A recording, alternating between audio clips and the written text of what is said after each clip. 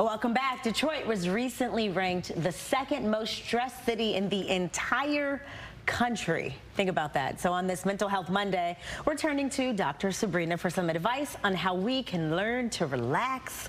The second most stressed city in the entire country. In the entire country out of 182 major metropolitan areas. That's saying something. That's saying a whole lot. Why are we so stressed? We're so stressed about everything. I mean, think about it. We're looming with this auto workers strike. That's huge. And then we've had major suicide things happen right in the city. So it's just a lot going on. And so money is an issue, because it was a moratorium on people and their rent, and that has been removed. There was a moratorium on the water bills, and that has been removed. Post-pandemic. So it's just a lot. A lot going on. It's a lot going on. So today, the acronym is RELAX. Because we need to relax. Okay. Because we're running around. So the first thing is we have to recognize those things that cause us stress. We have to know what stresses us, and we have to know how stress impacts us. So when you feel stress, how does it show up for you? Does it show up in how you feel? Does it show up in your emotions? Does it show up in how you act and behave? In all three of those areas, you have to know how it's affecting you. Because once you identify it, you can only heal from a thing when you're real about a thing. Okay. And so then the E is you have to establish realistic goals for yourself in all areas of your life. So many times we just focus on the thing that's like present right then. So if it's a crisis of our health, then we're just talking about health. If we're thinking about our money, we're just thinking about money. But take a step back and look at your total life, because when you do that and you do the things that keep all areas functioning well, then it helps you to release that stress. Then you need to launch a self-care strategy. Self-care is a requirement, not a recommendation. So you have to have a plan on how do you take care of yourself. And too often, one of those things is to set healthy boundaries. You have to be able to tell people, not today, and say no, and it's okay to say no. I can't do it today. I was invited to a party yesterday, and it was going to be a great party, but I was tired.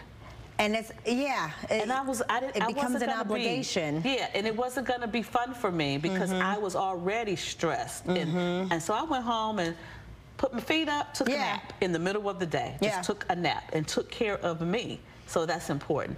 And then the E is that you have to, the A, you have to assess your areas of what's going on with you in the major areas. Assess your health, assess your finances, and assess your relationships. Because just because they've been in the circle don't mean they get to stay in the circle. That part. You have to, and when people show you who they are, pay attention. Every time. Don't try to make them be something you want them to be that they're not. And then lastly is the X. And you need to X out anything that's causing you stress.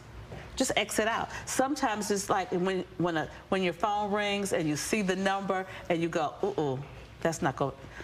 They're not going to have nothing positive to say. They're going to bring me down. They're a negative Nancy. They're a negative Nate. That's a real thing. So I just don't answer the phone. And I can do that. So I have learned how to do what I need to do. Protect your peace. To guard your peace. Yes. So you see on social media there are all these stickers, these monikers, self-care Sunday, self-care day, and I think it's leading us to this place where you think maybe it's once a month or every few months. Should self-care be something that we're doing every single day? Every single day, because self-care is more than just going to get a massage or get your hair done. It doesn't have to be a big thing. It could really just be, today I'm going to make a list of things I'm grateful for. Or today I'm going to really set clear boundaries for the relationships in my life. Today I'm going to give myself the courage to say no, and then give myself the courage to say yes. Because too often we'll say yes to the stuff we should have said no to. And we say no to the stuff we should have said yes to because we're stuck in fear. Now, should you put a teeny tiny little asterisk on how you're saying no? Because we don't, you've given us lessons before on there's a way to do things. Sometimes people are so anxious about saying no that it comes out wrong. Super wrong. It come out wrong. I always say this, when you are examining your circle and you say, I don't want to deal with those people anymore. Yeah. You don't have to call them up and say, guess what, Maria? I'll never be speaking to you I ain't again. never talking to you no more. You're not in my circle. Well, that really hurt my feelings. Thank you. And so, no, you don't need to do that. It's just that when they call, you may be a little busy. Yeah. Or when they call, you chit-chat for a moment and you get on off. But you begin to move back, but you don't have to lash out to take care of yourself. There we go. Dr. Sabrina, thank you so much. Tell us very quickly, where can we find you? SabrinaJackson.com or on Instagram at @thepeopleexpert_.